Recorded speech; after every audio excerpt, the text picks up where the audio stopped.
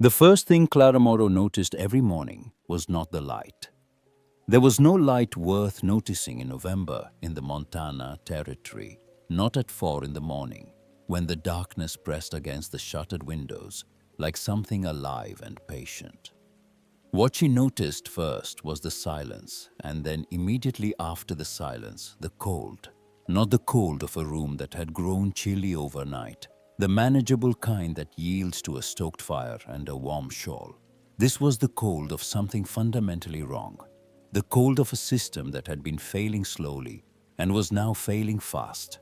And the distinction mattered because one kind of cold could be fixed, and the other kind could not with the tools she currently had. She lay still for 3 seconds after waking. This was a habit she had developed not from discipline, but from dread, those 3 seconds being the last moment in each day when she could pretend in the gray half-consciousness between sleep and full awareness that things were different than they were. Then she opened her eyes and the pretending was over. Her breath hung in front of her face in a cloud that dissipated slowly in the still air. The fire in the hearth had burned down to coals, which meant she had slept longer than she intended, which meant the cabin had been losing heat for hours, which meant the floorboards were now at whatever temperature the earth beneath them had settled into overnight. She already knew what that temperature was. She had been learning it every morning for 3 weeks. She swung her legs over the edge of the bed and placed her bare feet on the floor. The boards were so cold they felt wet. They were not wet. They were simply at a temperature that the human body interprets as moisture. Because the mind confronted with something it cannot immediately categorize reaches for the nearest available comparison. Clara had learned this about cold, the way she had learned most things about difficult subjects. Not from books or from other people's explanations, but from sustained and unavoidable contact with the thing itself. The water bucket beside the hearth was frozen solid. Not a skim of ice at the top, not the soft giving resistance of water that has begun to crystallize, but can still be broken with a finger. Solid. She lifted the bucket and turned it upside down and nothing moved. She set it back down and stood looking at it for a moment in the dim orange light of the dying coals.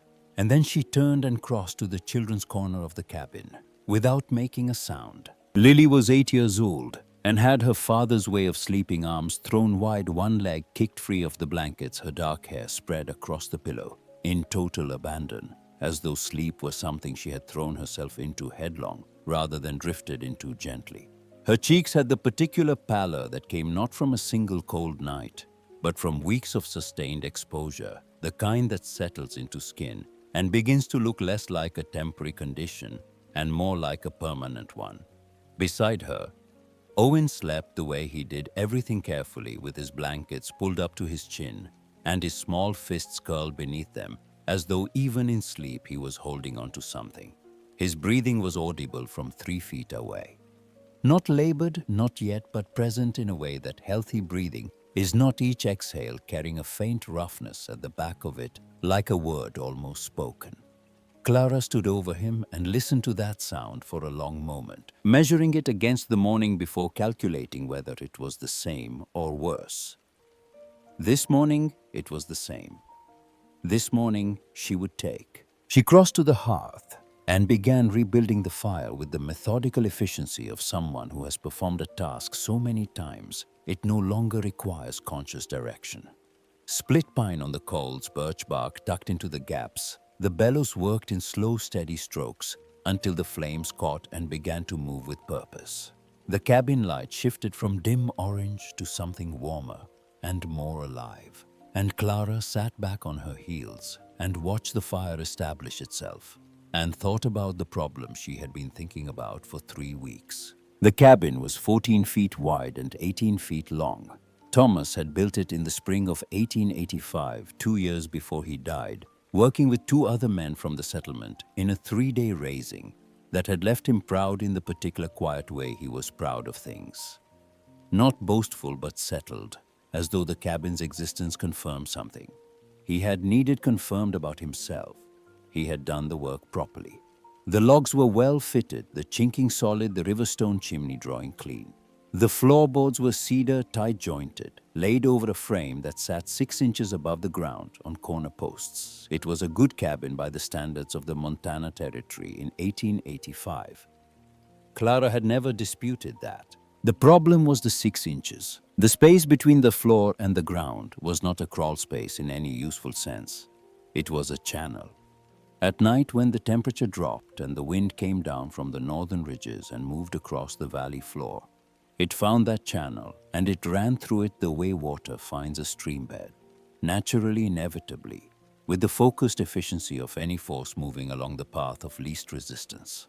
The wind under the cabin floor was not the same wind that rattled the shutters and piled snow against the woodshed. It was colder, faster, more concentrated, a wind that had been narrowed and accelerated by the 6-inch gap until it moved with something like intention. And what it intended every night from late October until sometime in March was to pull heat through the floorboards and carry it away into the dark. Clara had understood this for weeks. She had arrived at the understanding the way she arrived at most understandings about physical problems, not through abstract reasoning, but through careful observation of specific symptoms. The frost on the inside of the floorboards each morning, the way the children's feet were always coldest even when the rest of them had warmed, the way the fire in the hearth could burn for 2 hours and raise the air temperature of the room to something tolerable, while the floor remained at a temperature that made walking across it feel like a small punishment. Heat rises. Everyone knew that. What people less often considered was the equal and opposite truth that cold falls and that a floor pressed against a column of moving frozen air acts not as a barrier to cold, but as a conductor of it, drawing warmth down through the boards and offering it up to the wind as steadily as a candle offers light to a dark room. She had tried the remedies that the settlement's collective wisdom offered. Old Silas, who had been in Montana longer than almost anyone, and whose opinions were delivered with the absolute authority of age and survival, had suggested packing straw beneath the floor. Clara had done it. The straw helped for approximately 2 weeks before the moisture in the frozen ground wickered up into it and turned it first damp and then, on the coldest nights, into something close to solid ice. Ruth Halsey had suggested hanging canvas around the foundation to block the wind, and Clara had done that too, cutting apart a damaged tent she found in the back of the woodshed and nailing the canvas in strips around the cabin's perimeter. It reduced the draft by perhaps a third. It was not enough. She had burned more firewood than she had planned to burn by November, eating into reserves she had calculated would last until February. And even with the extra burning, water left in the wash basin overnight froze solid before dawn. The morning she found Owen's left foot blue at the toes, she had been standing at the hearth, heating water for cornmeal. She heard Lily's sharp intake of breath, not a cry. Lily was not a child who cried easily, but a sound of involuntary alarm. And Clara crossed the room and unwrapped the blanket from Owen's feet and looked at what she found there without speaking. His toes were not frostbitten, not truly. The color was the color of cold rather than the color of tissue damage, and when she rubbed his foot briskly between her palms, the blue faded to pink within minutes. But she had stood there holding his small foot in both her hands and looked at the color that had been in it, and felt something in her chest that was not fear exactly, but was in the same family as fear. The feeling of watching a margin that had already been too small shrink by another degree. It was 3 days after that morning that she found the copy of The Prairie Farmer. Thomas had kept a wooden box under the bed, a rough pine box with a hasp but no lock. And inside it, he had kept the papers and objects that mattered to him enough to preserve but not enough to display. Letters from his brother in Wisconsin never answered. The deed to the cabin. A photograph of his parents taken in a studio in St. Louis in 1871. The two of them seated and unsmiling in their Sunday clothes with the rigid dignity of people who have been told not to move and are obeying with everything they have. A dog-eared almanac from 1883. And beneath all of that, folded twice and soft at the creases from repeated handling, a single page torn from a copy of The Prairie Farmer, dated September 1879. The article was about dugout construction on the Nebraska plains. It was not a long piece, half a column, maybe 200 words written in the plain declarative style of agricultural journalism. No poetry, no sentiment, just information assembled for practical use. It described how families moving into the treeless stretches of central Nebraska in the 1870s had built their first homes not by raising walls above the ground, but by cutting down into it, excavating room from the earth itself, roofing them with sod or salvaged timber, and living in them through winters that killed people who had built conventional frame houses. The author was not romanticizing this. He was reporting it as a matter of agricultural record. But partway through the second paragraph, almost as an aside, he had written a single sentence that Clara read 4 times in a row before she set the paper down.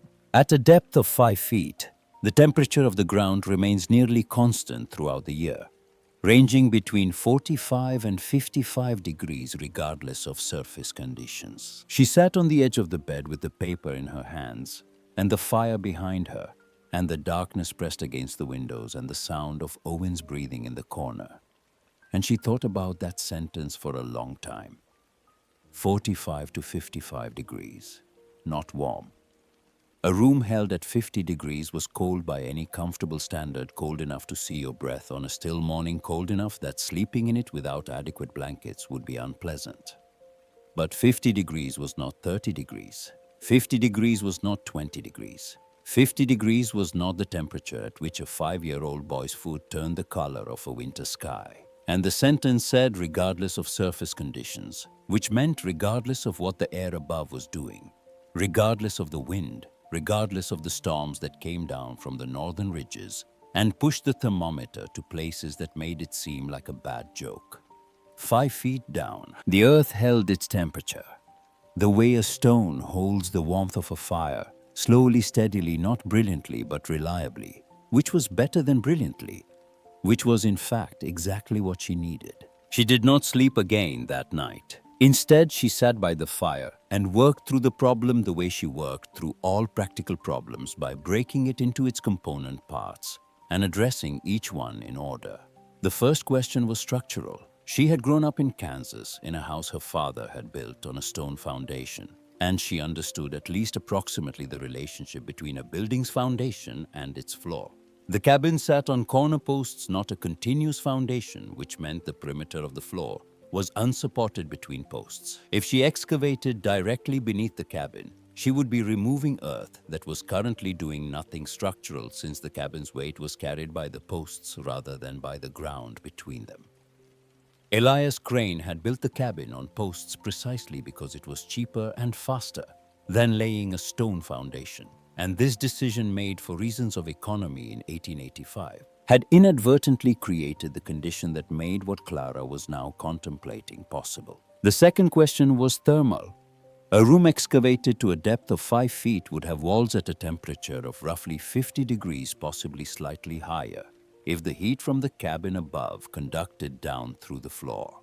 The air inside such a room, protected from wind and insulated by several feet of earth on all sides, would stabilize at something close to the wall temperature. Not immediately, but over time, with a lamp burning with body heat from 2 children sleeping.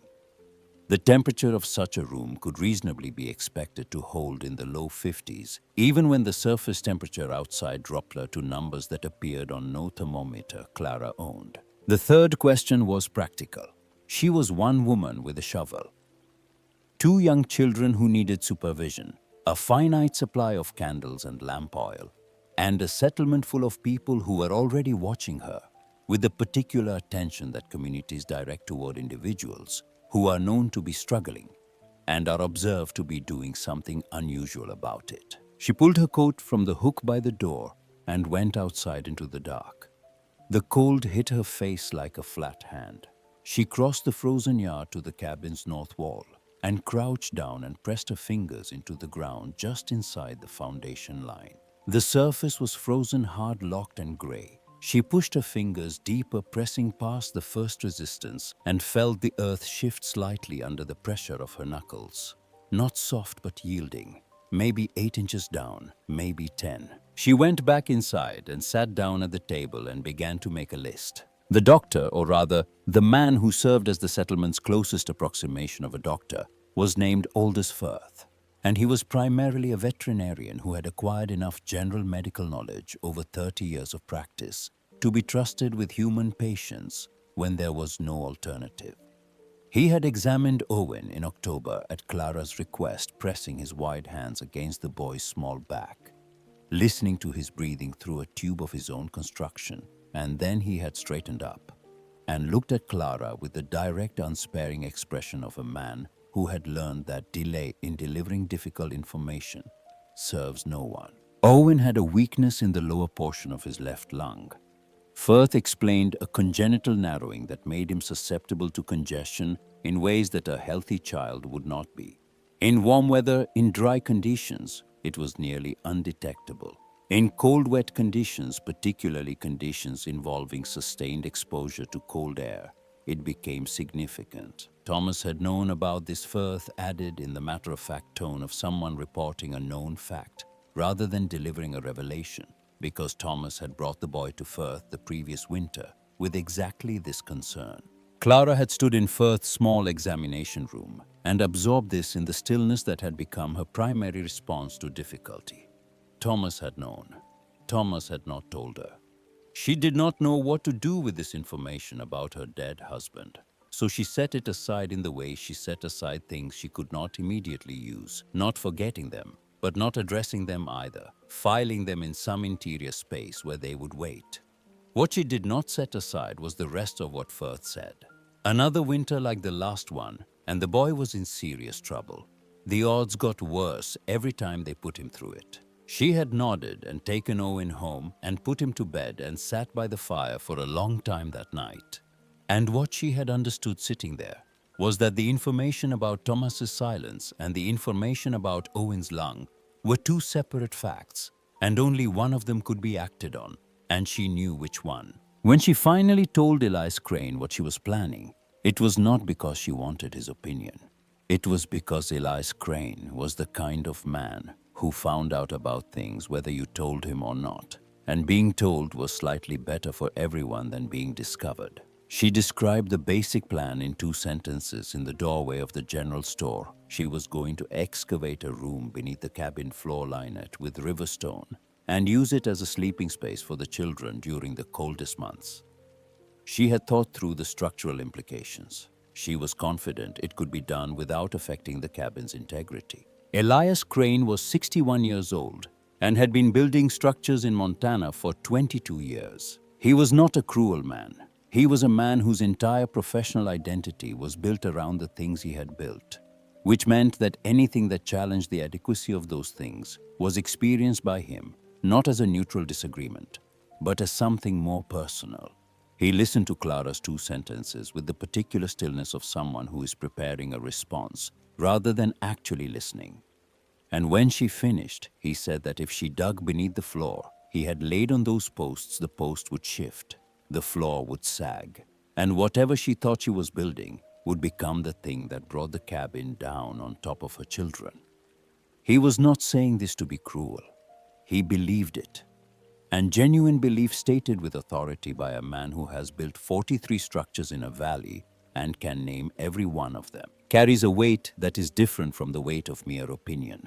What reason do you have for thinking the cold comes from above and not below? Clara asked. He looked at her with the expression of a man who finds the question slightly impertinent. Because that's how cold works, he said. It comes down from the air. Any room you dig in the ground will be colder than the cabin above it, not warmer. She did not explain the Prairie Farmer article. She did not explain what she knew about ground temperature at depth, about the insulating mass of 5 feet of earth, about the difference between the temperature of the air and the temperature of the ground. She had learned from 32 years of being a woman in conversations with men who were certain they were right, that explaining the flaw in a man's reasoning while he was still in the process of being certain was rarely productive. "I appreciate you telling me," she said, and went back into the store to pay for her lamp oil. That evening, she stood outside in the dark for the second time, crouching at the north wall, and she pressed her fingers into the soil again. She was not checking the temperature. She was checking whether the feeling she had. The feeling that she was right and that Elias Crane was wrong, and that the difference between those two positions was the difference between her children surviving the winter and not surviving it, whether that feeling held when she was alone and cold and the darkness was complete on all sides. She pressed her fingers into the earth and felt it yield below the frost line and held that sensation in her mind and let it tell her what it had to tell her. It held. She went back inside and covered Owen's feet with an extra blanket and sat down at the table with a scrap of paper and a pencil and drew a rectangle representing the room she intended to build. 8 feet long, 6 feet wide. Walls of riverstone, dry stacked and tight. A sleeping platform raised off the floor. A ventilation pipe angled up through the cabin floor and out through the foundation. She looked at what she had drawn for a long time. Then she added the ladder. She started before dawn the next morning. Chester Dunn ran the general store and served as the settlement's unofficial ledger of who owed what to whom. He was not a dishonest man. The prices he charged were fair by the standards of the territory, and he extended credit more liberally than a strictly commercial operation would have justified.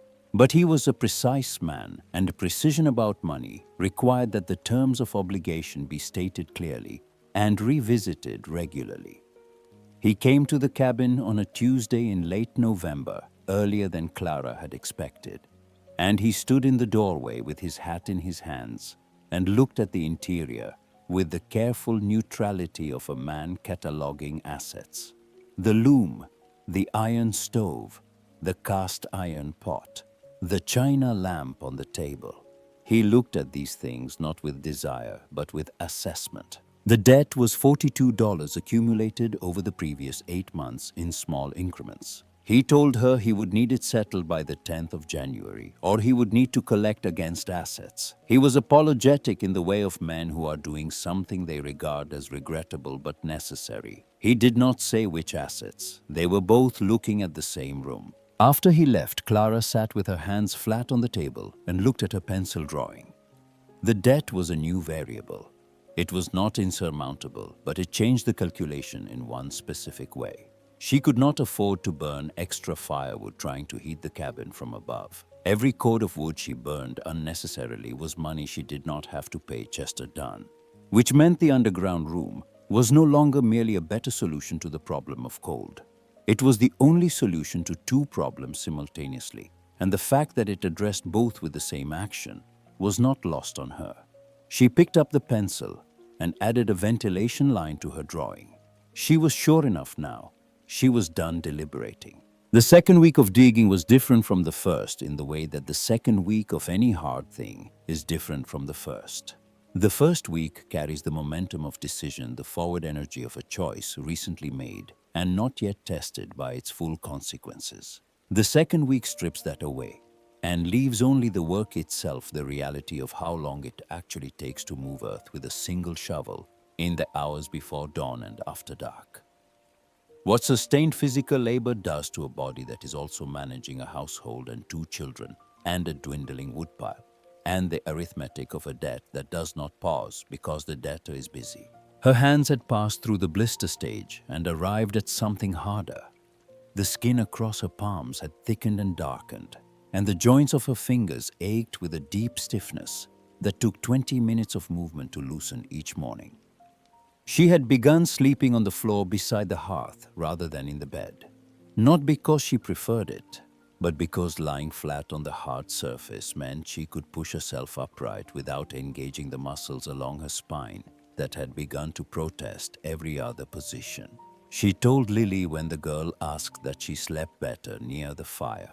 Lily was 8 and perceptive and did not believe this, but she did not press because she was also the kind of child who understood instinctively when a question would cost more than its answer was worth. The room below was taking shape in ways the original plan had not fully anticipated.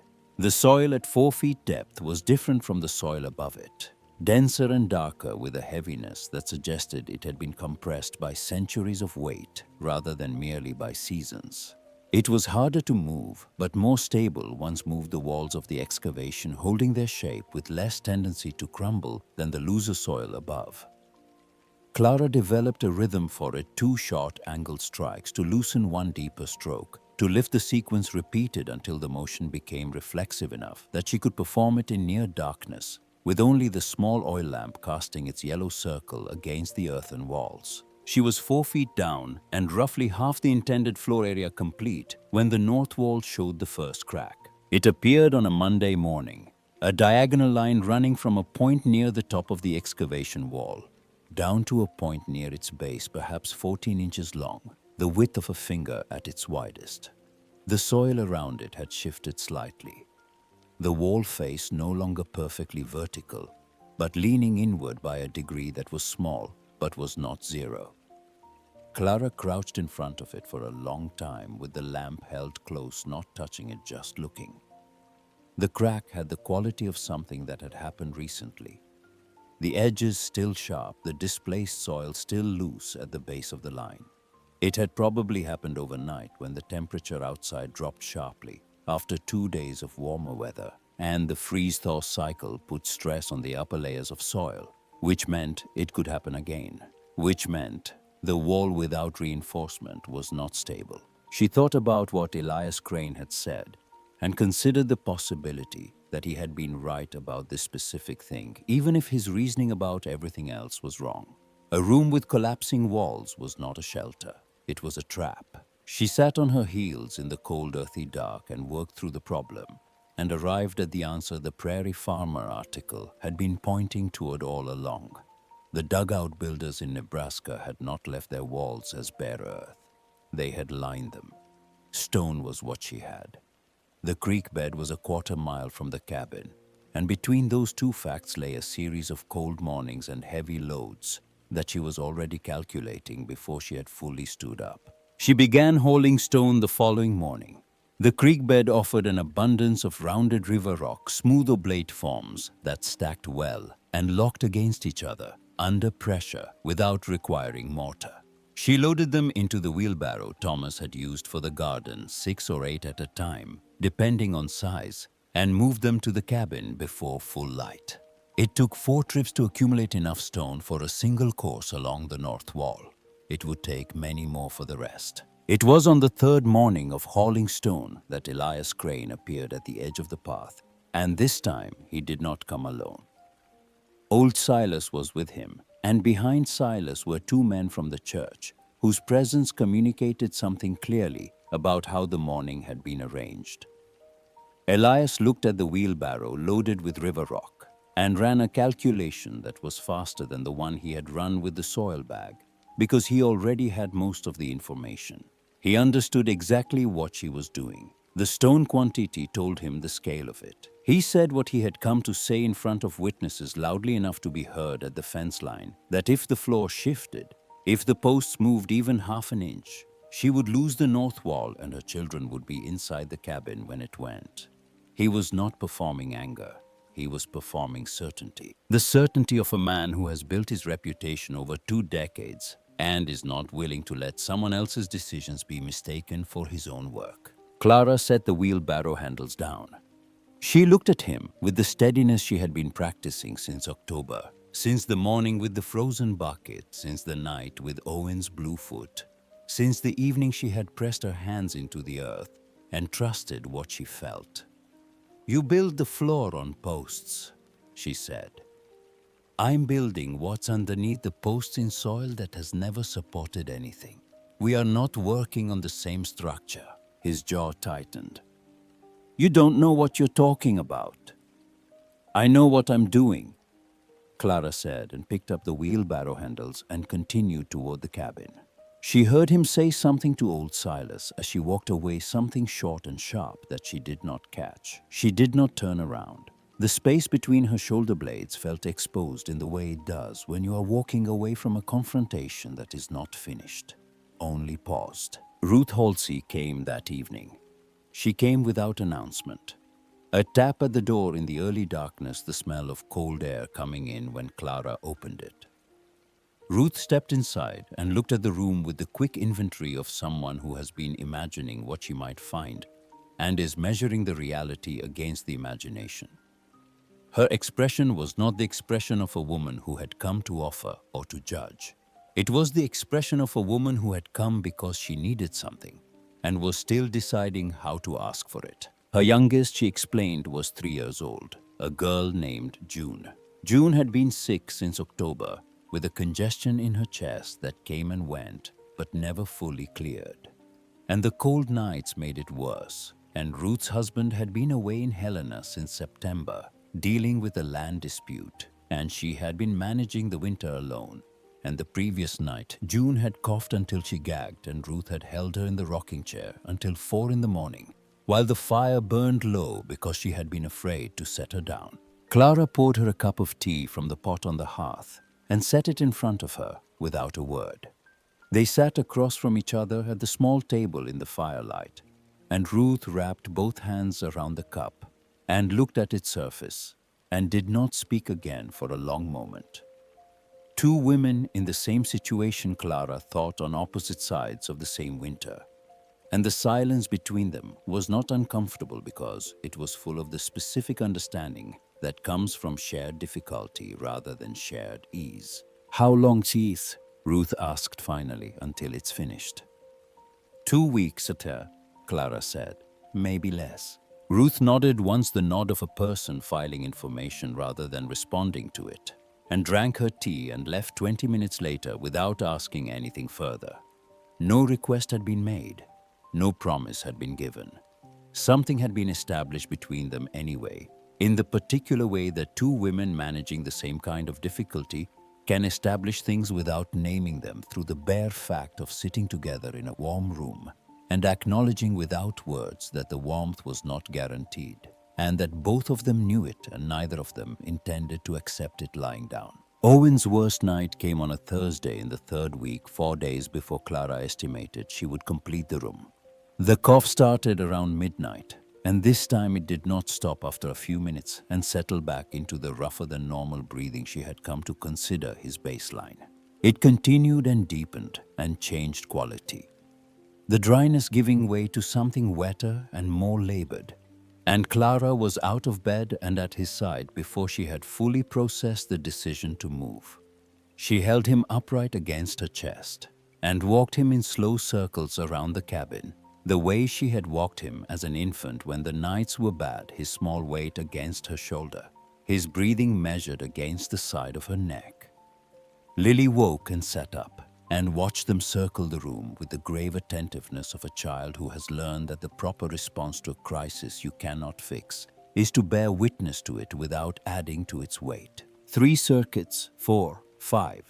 Somewhere in the 6th, the wet quality in Owen's cough began to ease the congestion, loosening slightly with movement and warmth. And by the 10th circuit, his breathing had returned to the familiar rough baseline, and by the 15th, he was asleep against her shoulder. She stood still in the center of the room, holding him, feeling the rise and fall of his chest against hers, and thought about 2 weeks, and then thought about 4 days, and made a calculation about which of those numbers she could actually control.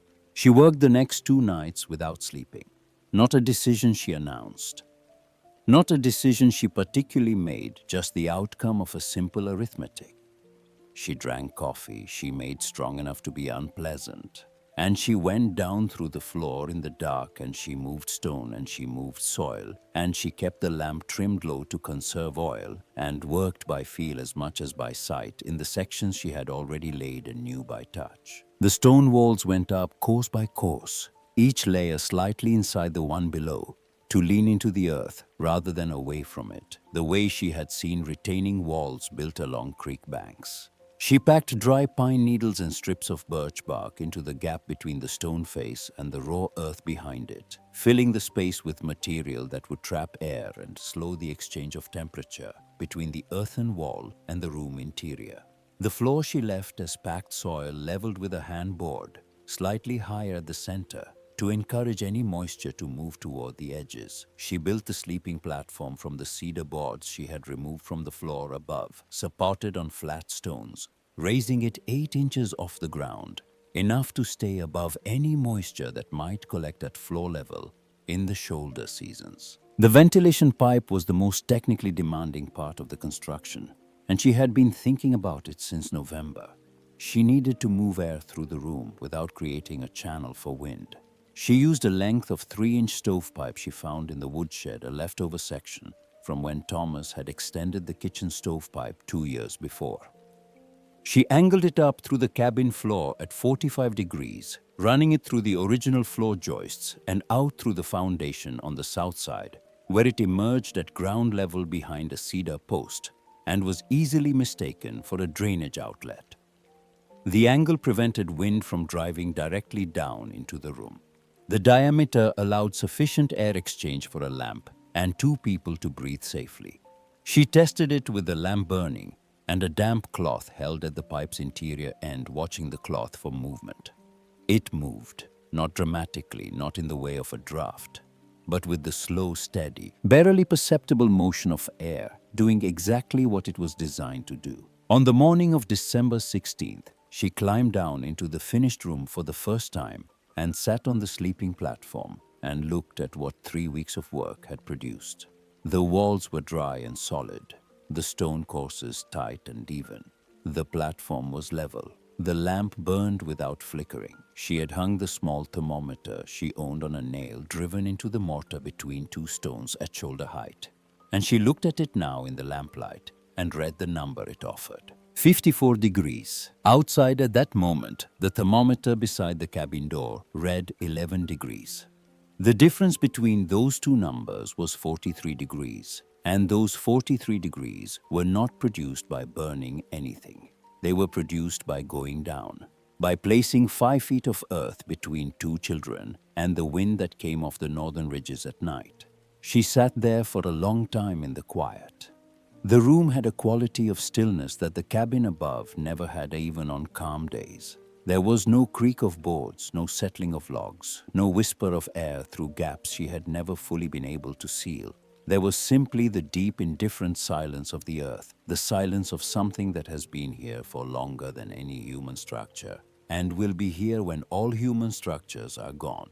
The silence that has nothing to prove and nothing to lose. She climbed back up and stood in the cabin, and looked at the rug she had laid over the trapdoor, and thought about how to tell the children. She made supper first, a proper 1 dried beans with salt pork, and the last of the preserved onions, and she let the children eat until they were satisfied.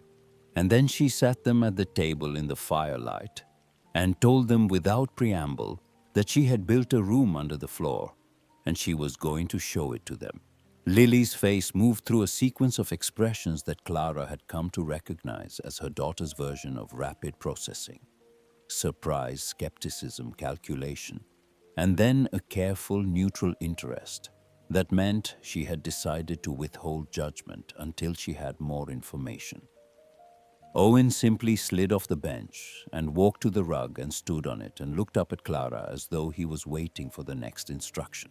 Clara moved the rug and lifted the trapdoor and went down first with the lamp. And Owen came down immediately after, his small boots finding the ladder rungs, with the sure-footedness of a child who has never been told that certain things should be frightening. He stood on the earthen floor and looked at the stone walls, and then pressed his open palm against the nearest course of stone and held it there. The stone was not warm, not by any comfortable standard. But it was not the cold that made his foot go the color of a winter sky. It was the temperature of something sheltered, something held. "It's not cold," he said, his voice carrying the simple, absolute satisfaction of a statement that does not require embellishment. Lily came down last carefully, 1 rung at a time, and stood at the base of the ladder and looked around the room with the lamp casting moving shadows on the stone walls. She did not touch anything for a long moment. Then she looked at Clara and asked the question that Clara had not anticipated and probably should have. "Did you build this by yourself?" "Yes," Clara said. Lily looked at the walls, at the careful courses of stone, at the packed needle insulation, visible in the gap above the top course, at the ventilation pipe angling up through the ceiling, at the level platform with its cedar boards. She looked at Clara's hands, at the thickened, calloused palms, at the still swollen knuckles. Then she looked back at the room. Something shifted in her face, not the dramatic shift of revelation, but the quieter shift of a child updating her understanding of what her mother is capable of. The kind of update that once made cannot be unmade. She sat down on the sleeping platform and folded her hands in her lap and looked at the lamp flame.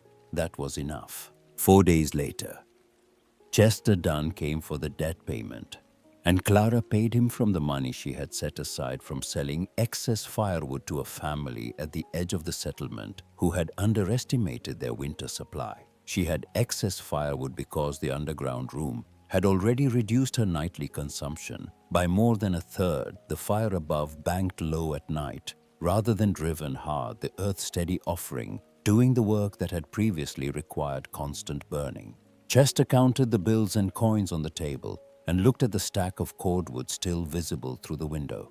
"How much did you burn?" he asked, his voice carrying the particular interest of a man who tracks consumption the way other men track weather. "Less than half a cord," Clara said. He stood for a moment in the doorway with his hat in his hand and looked at her with an expression she could not fully read, the expression of a man who had come expecting one kind of transaction and found instead that the terms had changed in a way he did not yet understand. He put his hat on and left without further questions. Outside, past the shuttered windows, the first clouds of the season's worst storm were massing over the northern ridges, and the wind was beginning to find its voice in the gaps between the cabin logs.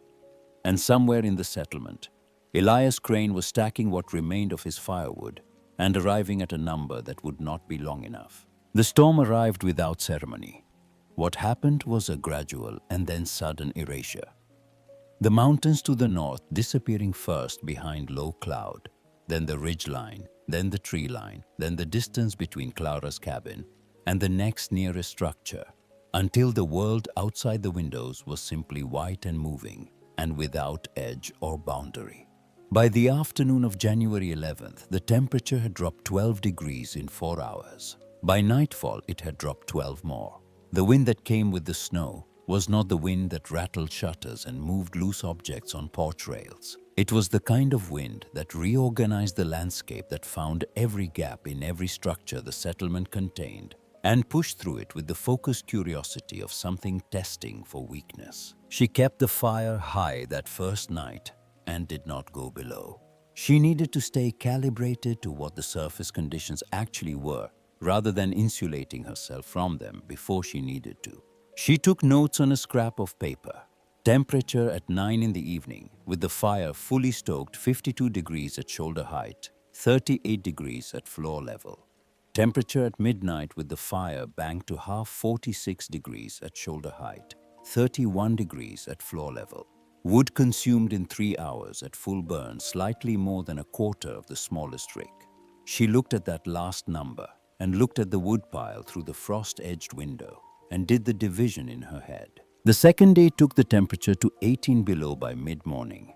Clara went out twice for wood, and both times the cold hit her face with a physical force that was difficult to describe as anything other than violent. The air itself behaving like something with intent. She moved fast and kept her face down, and was back inside before her fingers went from aching to numb. But the second time she came in, she stood by the fire for 5 full minutes before she could close her right hand completely. The news about the Granger family reached her on the 4th day, carried by old Silas, who moved between cabins in storms with the slow, deliberate patience of a man who has decided that weather is a circumstance rather than an obstacle.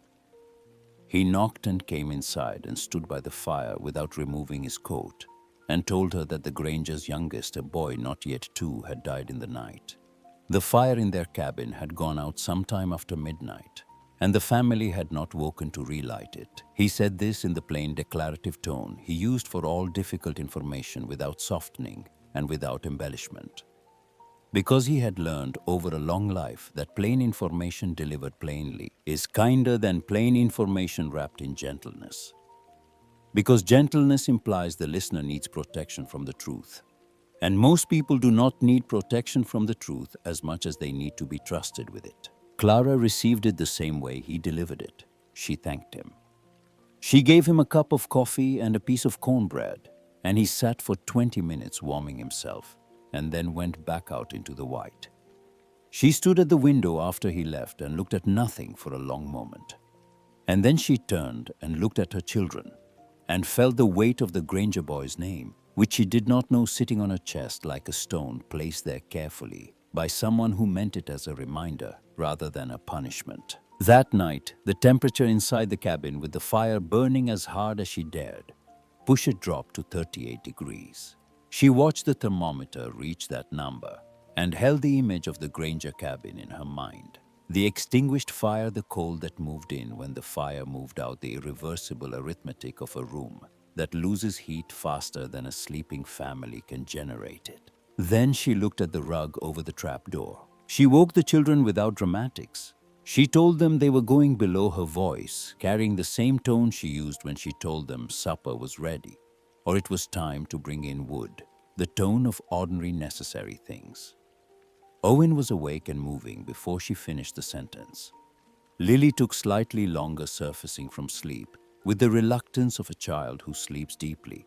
But when she was fully awake, she moved with a quiet efficiency that Clara recognized as her daughter's version of competence under pressure, doing what needed doing without requiring the situation to be explained or justified first. Clara banged the fire to its minimum, just enough to keep the chimney warm and prevent the flue from icing shut. She took the lamp and the extra oil and the bag of dried apples and the cornbread wrapped in cloth and the 2 extra blankets, and she handed things to the children to carry, and they carried them, and she opened the trap door and went down first, and they followed. When the trap door closed above them, the change was immediate and absolute. The wind, which had been a constant presence in the cabin, above a vibration in the walls and a pressure against every surface, simply stopped. Not diminished, stopped. The silence that replaced it was the silence of the underground room, and it had a quality that Clara had noticed on her first descent, but had not fully absorbed until now, sitting on the sleeping platform with her children on either side of her, and the lamp burning between them, the quality of permanence. The storm was directly above them, pressing down on the floor 6 inches over their heads, and it was entirely irrelevant. The thermometer read 56 degrees. Lily pulled her knees to her chest and looked at the lamp flame and said something that Clara would turn over in her mind for years afterward. The way you turn over something small and dense that keeps revealing new surfaces.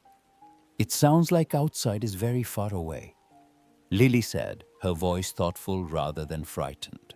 The voice of someone making an accurate observation about a surprising fact. They stayed below for 4 days. Clara went up twice each day to tend the fire, moving quickly through the cold cabin, adding wood, checking the flue. Each ascent was a brief immersion in a world that had become hostile in a way that felt almost impersonal. The cold not targeting her specifically, but simply being what it was everywhere and indifferent. Each descent back through the trap door was a return to the room that held its temperature, with the patient constancy of the earth itself, above between 35 and 42 degrees. Below 54 to 57 degrees, the variation so small, it was almost not variation at all. Owen did not cough once in those 4 days. She noticed this on the 2nd day and watched for it specifically on the 3rd and 4th. It did not come.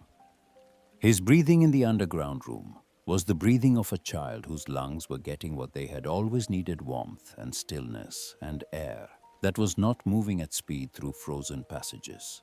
In its absence, she understood more clearly than she had before exactly how present the cough had always been. She lay awake listening to its absence with a fullness in her chest that she did not have a name for and did not need one. On the morning of the 5th day, the wind dropped. Not all at once, but with the gradual deceleration of something that has expended itself fully and is now winding down. Clara went up at dawn and stood in the cabin and heard the difference: the walls no longer under lateral pressure, the logs quiet, the fire burning upright in the hearth. She went to the door and opened it and looked out at a world that had been entirely rearranged. Snow 4 feet deep in the yard, deeper where it had drifted against the woodshed and the north wall. The sky was the pale, clear blue of extreme cold following a major storm, a color that was beautiful in the way of things that are also dangerous. The settlement was beginning. She could hear it to emerge. Ruth Halsey came first, moving through the snow with the purposeful stride of a woman who has been waiting to check on something. She was carrying a pot of broth still warm, and she came through the door and looked at Clara, and then looked at the children, and then looked at the room, taking in the low fire, the 2 extra cords of wood still stacked outside the window. The general condition of a household that had not been in crisis. Her face when she looked back at Clara carried something complicated in it. Relief was part of it. The relief of someone who had prepared herself for a harder scene. But beneath the relief was the expression of a person who has been shown by simple contrast the gap between what was possible and what they had been managing. Her daughter June, she said, was recovering, slowly, still coughing through the nights. Ruth set the broth pot on the table and sat down and looked at her hands for a moment, and then looked up with the directness that Clara had come to understand was her way of asking for something, without framing it as a request. "Show me," she said. Clara moved the rug and opened the trap door, and Ruth came down the ladder and stood on the earthen floor of the room. She walked slowly along the stone wall, dragging 2 fingers across the surface, feeling the temperature through her fingertips, her face doing the arithmetic. She moved to the thermometer and leaned close and read the number, and stood back and looked at the room entire, the platform, the pipe, the packed needles visible above the top course of stone. Then she turned around, and her expression had resolved into something simple and decided. "My foundation is continuous stone on the east side," she said, "only 12 inches deep where it meets the kitchen floor." A pause. "But 12 inches is a start." "12 inches is enough to begin," Clara said. "Build the stone lining before you go deeper. The wall will hold." Ruth climbed back up the ladder and picked up her empty broth pot and left with the same purposeful stride she had arrived with, moving through the snow toward her own cabin and whatever calculations she was now running about the east side of her kitchen floor.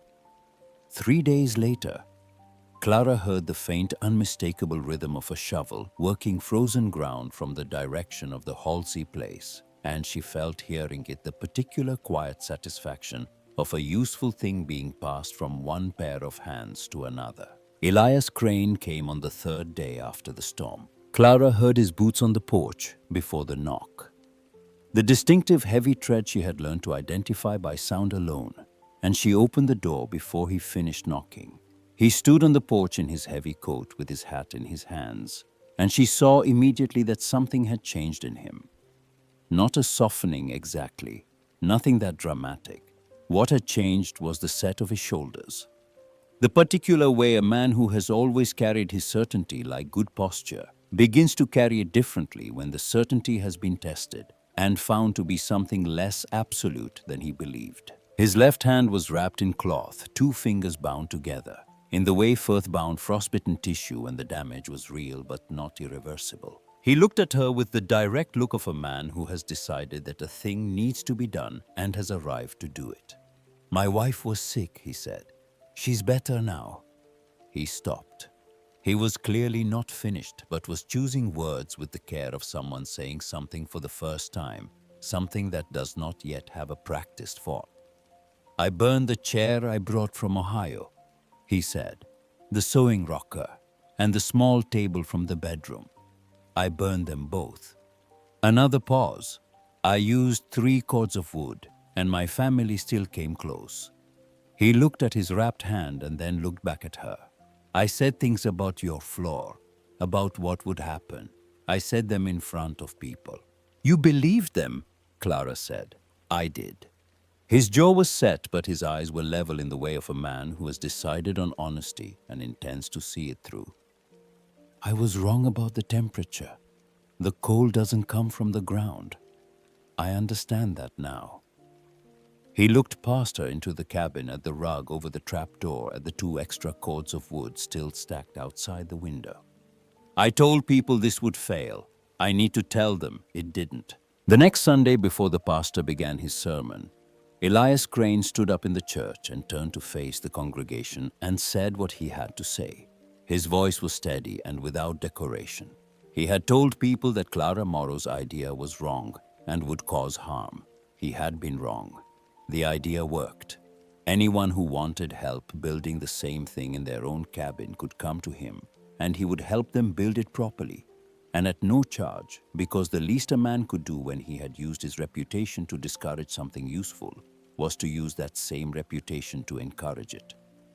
He sat back down. The pastor waited a moment and then began his sermon as though nothing unusual had happened, because in his experience the most effective moral statements were the ones that did not require commentary. Clara sat in her pew 2 rows behind Elias and looked at the back of his head and thought about what it cost a man like him to stand up in a room full of people who had trusted his judgment and revise it out loud. It was not a small thing. It was possibly the largest thing he had done, larger than any of the 43 structures he had built, because those had been built with skills he already possessed. And this had required him to build something he had never built before. By the end of January, 4 families had begun excavating beneath their cabin floors. By February 6, Chester Dunn came to the store one morning and asked her the same questions Howard Pruitt would ask 2 years later. How deep, what stone, how did the air move? And Clara answered all of them with the same plain, declarative patience she had used with Elias, because the information was not proprietary and never had been. It had come from a newspaper article written by an unnamed man about people who had been dead for a decade. And before that, it had come from the ground itself, which had been holding its temperature at 5 feet, regardless of surface conditions, since long before anyone had thought to measure it. Howard Pruitt arrived in April of 1889. A compact man in his 40s with the organized mind of someone accustomed to reducing complex situations to their reportable essentials. He was an agricultural land agent for the territorial government, compiling data on winter survival rates across Montana settlements, and the numbers from Bitterroot Creek were anomalous compared to neighboring communities. Anomalous numbers had explanations, and explanations were what his report required. Clara told him everything. She showed him the room, explained the construction, described the thermal principles as she understood them from the Prairie Farmer article and from 3 months of her own observation. She gave him the temperature records she had kept on her scraps of paper, the wood consumption figures, the comparison between above and below during the worst nights of the storm. Pruitt wrote all of it down in a small, precise hand, filling 4 pages of his notebook, and when he left, he shook her hand in the businesslike way of someone concluding a transaction and said her information would be useful. Clara had no particular reason to think the usefulness would extend much beyond his report, and she turned back to her garden and did not think about it again. She was wrong about that, but she would not know it for 2 years. The letter arrived in April of 1891, addressed in a hand she did not recognize, routed through Chester Dunn's general store, with a notation on the envelope that read in careful block letters for the woman who dug the room at Bitterroot Creek, Montana territory. Chester brought it to her with an expression suggesting he found this form of address personally affronting in its imprecision. Clara held the envelope for a moment before opening it and felt something she did not immediately identify, a kind of stillness, the feeling of something completed. The letter was from a woman in Cheyenne, Wyoming, whose name was Frances Alderman. Frances had a son 4 years old with a respiratory condition that had made each winter a sustained negotiation with the possibility of losing him. Her husband had read Pruitt's agricultural report the previous year, the section with the notation about earth-sheltered sleeping quarters and the Bitterroot Creek method, and had spent the fall of 1890 excavating a room beneath the floor of their kitchen. The boy had spent the winter of 1890 to 1891 below ground on the coldest nights, and he had survived it well better than any previous winter. His breathing clear in the mornings in a way it had never been before. Frances wanted the woman who had made this possible to know that her son was alive and well, and had recently learned to write his own name. Clara read the letter twice at the kitchen table, and then folded it along its original creases and held it in both hands. She thought about the Prairie Farmer article, the half column in the September 1879 issue, the unnamed author, who had described the Nebraska dugout builders with plain declarative clarity. She thought about how the article had traveled from that unnamed author to Thomas's wooden box, to her hands, to a room beneath her floor, to Howard Pruitt's notebook, to a report to a man in Cheyenne, to a room beneath his kitchen, to a boy who could now write his own name. She thought about all the hands a useful truth passes through on its way to the person who needs it, and how none of those hands is the origin of the truth. How the truth was always already there in the ground at 5 feet at 45 to 55 degrees, waiting for someone to stop building upward long enough to look down. She set the letter on the table and went to the window and looked out at the spring yard, at the garden beds coming back to life in the pale April light, at the ground thawing and darkening and releasing the mineral smell of earth returning to itself after the long hold of winter. The trap door under the rug behind her was still there and would remain there. The room below was still 52 degrees. In June, it would be 53 or 54, the earth shifting its temperature by increments so small they were almost not movement at all. The deep ground changing with the seasons the way very old things change perceptibly, but without urgency, at the pace of something that has all the time it needs. Thomas had kept the Prairie Farm article in his wooden box for years, Clara thought. He had folded it carefully and kept it at the bottom of everything else beneath the letters. He never answered. And the photograph of his parents and the almanac he used until the cover fell off.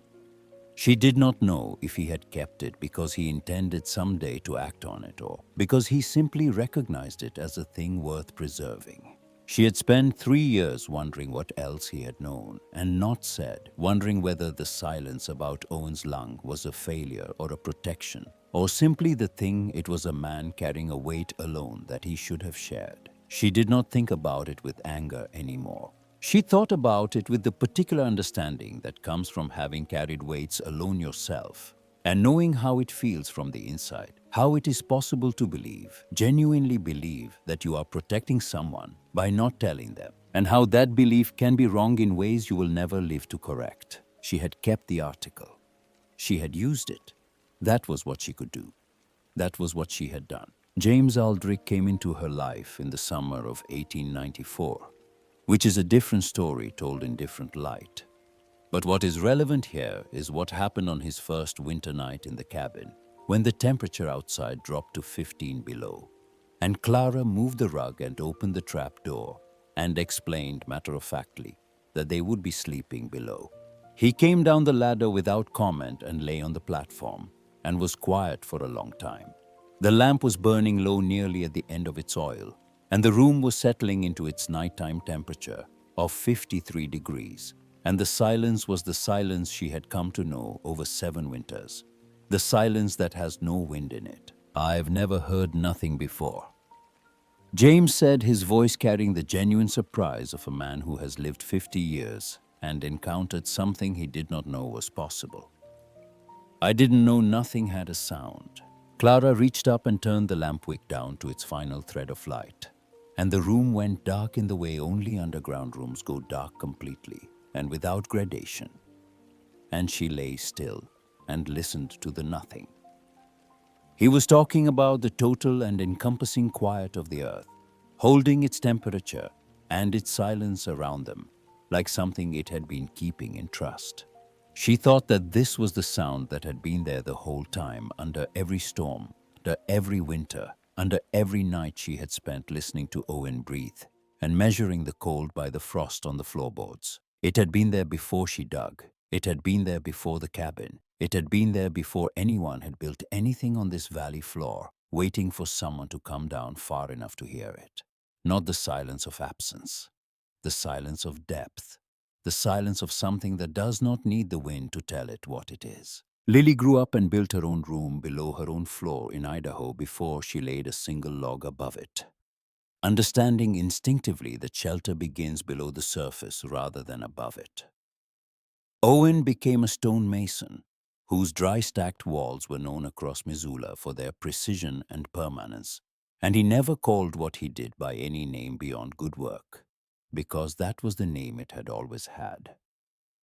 The underground room he had first entered as a 5-year-old boy, pressing his palm against stone and reporting with simple satisfaction that it was not cold had shaped the way he understood every structure he would ever build afterward.